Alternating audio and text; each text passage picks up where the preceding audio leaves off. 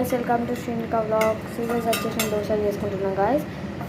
ఇంకా స్కూల్ నుండి వచ్చి బట్టలు వేసుకోలే, దోశ వేసేస్తున్నా.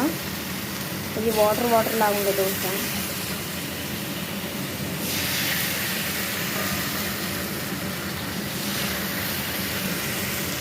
చూడండి ఎలా వచ్చిందో. నాకు ఇష్టం, నా ఇంట్లో అంతా ఇవే చేసుకుంటాం. దోశ అంటే ఎక్కువ వేరే దోశలు వేసుకోం.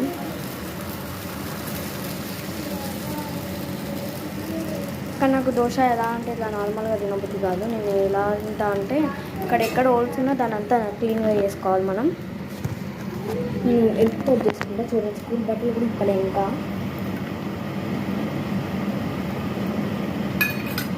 ఎగ్ ఇలా పోసుకొని దాన్ని మొత్తం మనం స్ప్రెడ్ చేసుకోవాలి. ఇంకా నీట్గా స్ప్రెడ్ చేసుకుంటే ఆమ్లెట్ టైప్ వస్తుంది.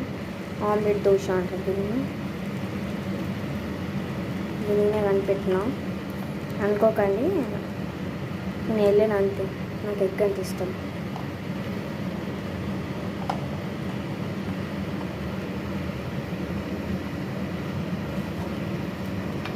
నెక్స్ట్ అది ఇది ఇప్పుడు స్టవ్ పైన ఉంది ఇదన్నమాట.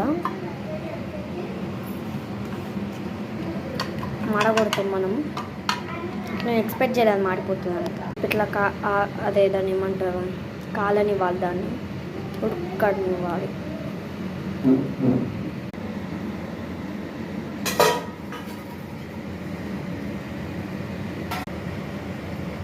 కాసేపు అయినాక ఆయిల్ పూసుకోండి.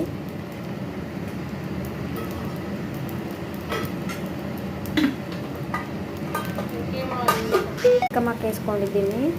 కాసేపు కింద కూడా కాలనివ్వాలి కదా, అంటే మీన్స్ ఎగ్ ఉడకాలి కదా. అది మంచిగా ఉడికినాక దాన్ని ఫోల్డ్ చేసి ఇలా ప్లేట్లో వేసుకోవాలిగా. ఇప్పుడు తిని టేస్ట్ చూద్దాం పదండి, లెట్స్ గో. చట్నీ వేసుకుని పచ్చళ్ళు ఉంటే పచ్చళ్ళు వేసుకొని తినండి. నేనైతే ఇలా తింటున్నా.